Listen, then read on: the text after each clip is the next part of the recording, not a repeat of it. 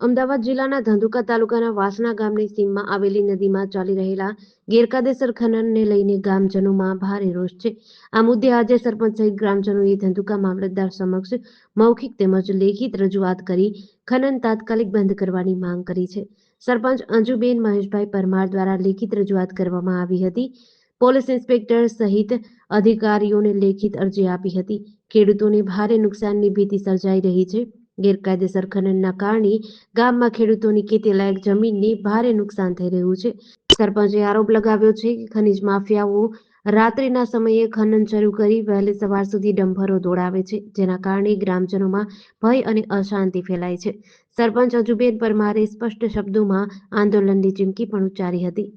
મારું નામ મહેશભાઈ મોહનભાઈ પરમાર, માજી સરપંચ. અત્યારે હાલમાં મારી પત્ની સરપંચમાં છે અંજુબેન મહેશભાઈ પરમાર. હવે અમારા ગામના વાસણા ગામની સીમમાં નદીમાં ઘણા સમયથી ખનન ચાલી રહ્યું છે કે જીસીબી દ્વારા, હિટાચી દ્વારા ડમ્પરો ખૂબ જ ભરાઈ રહ્યા છે. ત્યાંથી આજુબાજુના ખેડૂતો હોય કે પછી જે રસ્તે પસાર થતાના ખેડૂતો, આજુબાજુ જે મોલ હોય કે ધારો કે કપાસ, ઘઉં, ચણા અને આ બધી છે, ખૂબ જ નુકસાન થાય છે. 30 તારીખે ગામ લોકોના ખેડૂતો બધા મારી પાસે આવેલા અને મને રજૂઆત કરેલી કે સરપંચ શ્રી, આ બહુ મોટી પાયે ખનન અહીંયા ચાલી રહ્યું છે અને અમારા ખેડૂતોને અમને ખૂબ જ નુકસાન થાય છે. તો પછી 30 તારીખે રજૂઆત લઈ અને 31 તારીખે અમે મામલતદાર શ્રીને આ રજૂઆત કરેલી. એમને અમારા લેટરપેડ ઉપર પંચાયતના લેટરપેડ આપી અને એમને કીધેલું કે આ રીતનું તકલીફ છે અને આ રીતનું બિનકાયદેસર આ બધું અહીંથી માટી અને રેતી ખનન થાય છે અને ડમ્પરો ખૂબ જ ભરાય છે.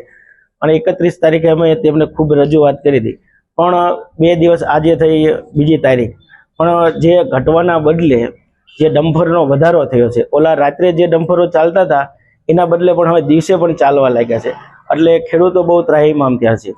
આજે સવારમાં ખેડૂતો મોટી સંખ્યામાં મારા ઘરે આવેલા, અમને કે સરપંચ, આ તો જે આપણે તમે આપ્યું હતું એના બદલે જે ઘટવાના હતા એના બદલે આ વધારો ડમ્પરનો થયેલો છે. એટલે મેં ખેડૂતોને બધાને કીધું કે આપણે ચાલો આજે મામલતદાર પાસે જઈએ, પીઆઈ સાહેબ પાસે જઈએ. અને આજે અમે અત્યારે મામલતદાર સાહેબને કીધું કે અમારે ભાઈ આવી રીતનું થયેલું છે, તો તમે આમાં પૂરતું ધ્યાન આપો. અને મામલતદાર સાહેબે કીધું કે વાંધો નહીં, જે કંઈ પ્રોસેસ હશે અમે અત્યારે કરીશું, પણ 1-2 દિવસમાં અમે જે કંઈ પ્રોસેસ હજી કરી. અને જો આ ડમ્પર હવે બંધ નહીં થાય આવનારા સમયમાં, તો અમે ગામ વતી, ગામના ખેડૂતો વતી અમે ઉગ્ર આંદોલન પણ કરવાના છીએ. એટલે જેમ બને ઝડપી આ અમારા ગામના ખેડૂતોને નુકસાન ન થાય એ માટે અમે મામલતદાર સાહેબ શ્રી, પીએ સાહેબ શ્રી અને પ્રાંત સાહેબને અપીલ કરી છે કે જલ્દી અમને આ ડમ્પરો બંધ થાય એ માટે મદદરૂપ થાવ. જય હિન્દ, ભારત માતા કી જય. જેડીસી ન્યૂઝ સાથે સીકે બારડ, ધંધુકા.